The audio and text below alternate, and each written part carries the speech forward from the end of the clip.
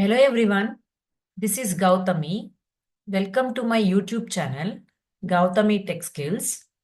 In this Python series, today we are going to learn an interesting concept called what are input functions and output functions. We already know what is meant by output function. We'll discuss in detail. Input function is used to read data from the keyboard. Name equal to Sai or age is equal to 20, like this. Means whenever you are storing the values into the variable, these values are fixed values. We cannot change these values. Once it is stored, we cannot do changes. Every time if you run, these values will be given for those variables. If I want to change different values for those variables, then this is not the right way of storing the values directly. Then which function will be used here is input function. Let's take an example. Name is equal to use a function called input function. Now I assigned input function to this variable. If I run this cell, I am going to get an output as this kind of dialog box where the user is going to enter the values. For example, if I'm writing Harsha, okay, so once I hit the enter button, this value is going to be stored in this variable. If I try to print now that variable name, the output will be what? What value the user is given at runtime, that value is going to be printed for us as an output. Whenever you are giving the string data, it is okay. For suppose, if I want to give a integer value, let us take like this. Age is equal to input function. So once I run my cell, I'm going to get a dialog box. In this dialog box, I'm going to enter a value called a 25. If I try to print that variable as age, what is the output I'll get here is 25. What I will do here is, I just want to check the data type of this variable. What we will do? Print of type of that variable name as age. The output it will give for it as a string data type. Why? You have given a value as an integer, but when you are getting an output as string, the reason here is function always treats values as a string data type only. If you want to convert from one data type to another data type, we are going to use a concept called typecasting. It is used to convert from one data type to another data type as per your requirement. Now, this is an integer. Now I need to change it for a integer. So instead of writing only the input function, what I will do here is, let us write like this. Age is equal to, inside the int function, we are using a int function in order to convert the data into integer. So input function, I will give it here. So now this, whatever the data the user will give, it will treat it like a string. So once you change it to the integer, now when you try to print this variable, it will give the data type as integer only. So main thing here is the input function always treats data as a string format. If you want to convert from one data type to another data type, you have to use a type conversions. In order to convert to the integer, use a int function like this. If you want to convert to the float value, use a float function. If you want to convert to the string, make use of a string function. Basically, input will read a string data only. If you want to change the something else from integer to string or from float to string, then make use of this function to convert into the string. This is what about a input function. What is mean by print function? From beginning session onwards, we are seeing the print function. This print function only, we are calling it like a output function. In this print function, we are going to see some params, which is nothing but attributes, like what is mean by sep and what is mean by end. This and all we are going to discuss. For suppose if I'm having multiple values in a single print function, let us take an example. Print of, I'm going to write a multiple values using one single function, one single print function. Let us take, I want to write hello, and second thing, world, and second thing, welcome. So here I'm going to print at a time 3 values. What are all values I'll get? Hello, world, and welcome. At a time, I'm going to get in a single line, just the words are separating with the space. That is the default separator.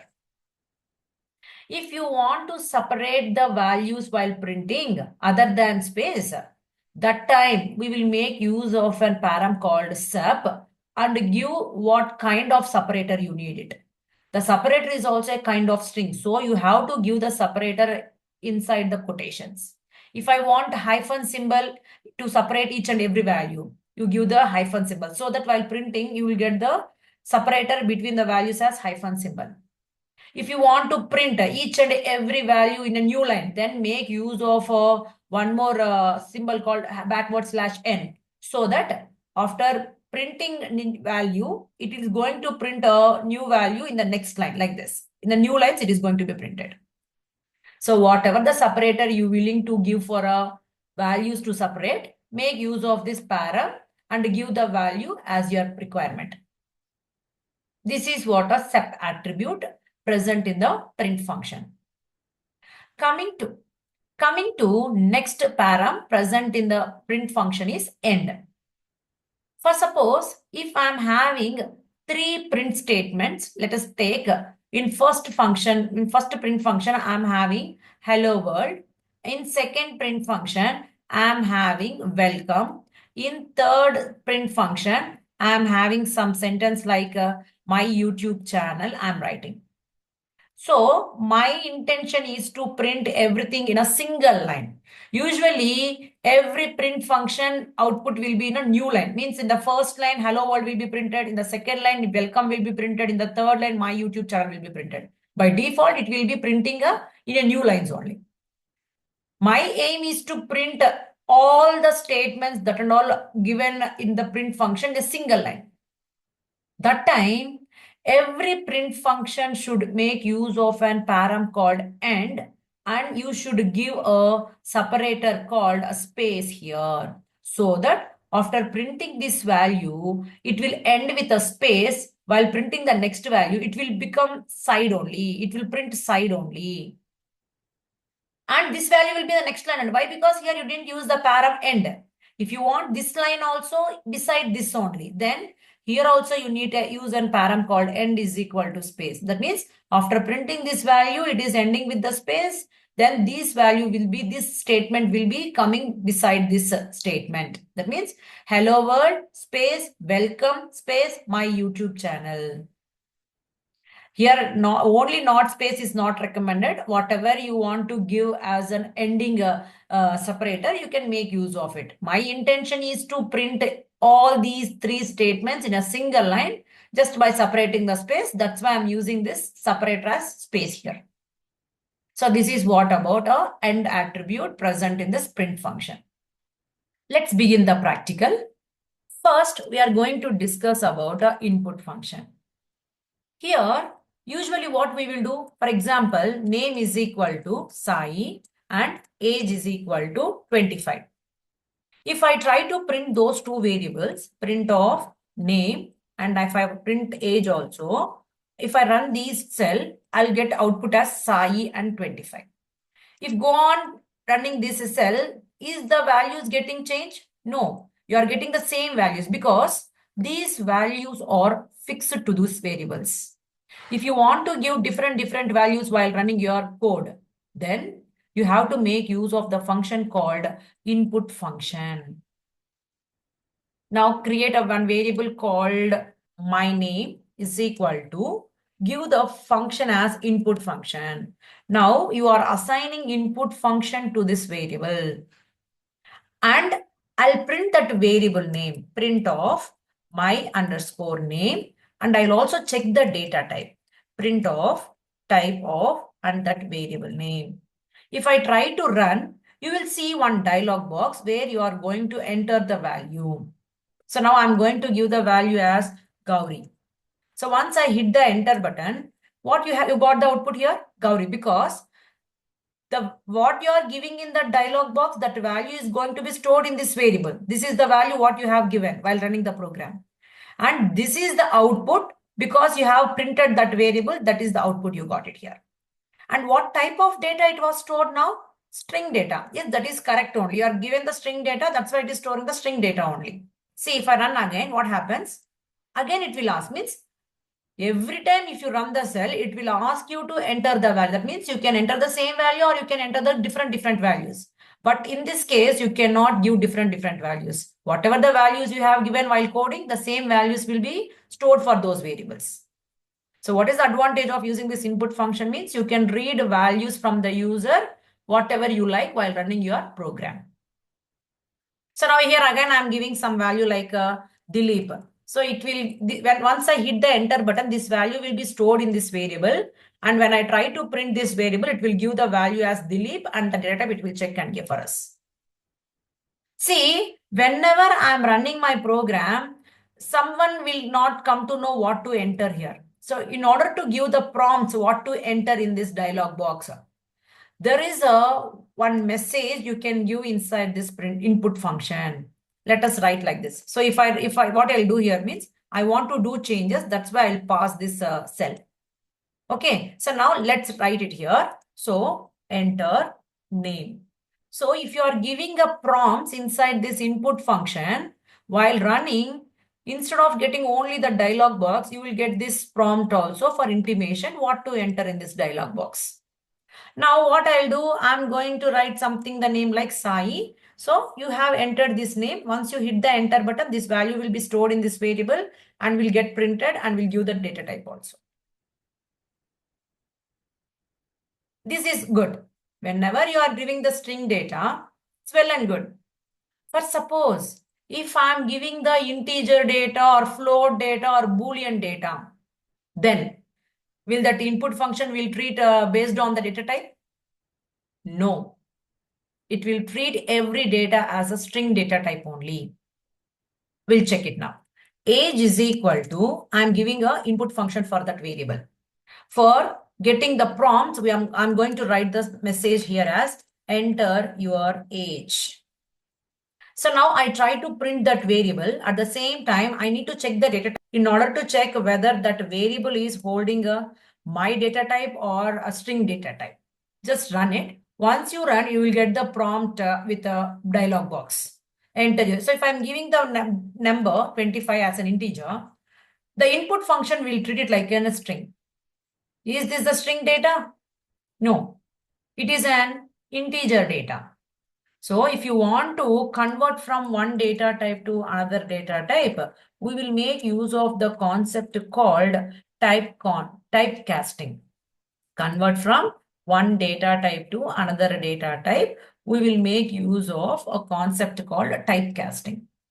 If you want to convert into the integer, make use of the function called int function. If you want to convert into the float data type, make use of the float function. If you want to convert into the string data type, make use of the string function. If you want to convert to the Boolean data type, make use of a bool function. So there are different types of type conversions. Based on your requirement, you can make use of these data types. Now, my requirement here is to convert the string data into the integer.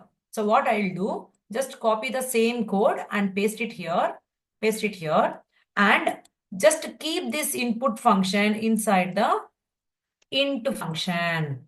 The meaning here is whatever the value the user is entering, that value will treat this input as string, and that string data it is converting into the integer. Now, if you run, you will get the prompt with dialog box. Now, I'm giving the value as 25. Once you hit, this value will be stored into the variable age, and it will print for us as the value and the data type. Now, it is an integer. Like that, you can check with these data types for conversion. So, this is all about input function. Let's discuss about a print function.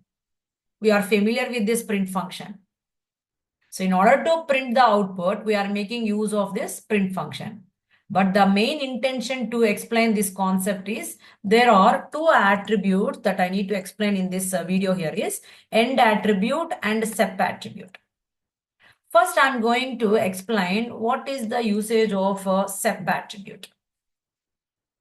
Now, I'm having multiple values inside the print function. Let us take, I'm writing here as hello and one more value as world and another value as welcome. So how many values I have here? 3 values.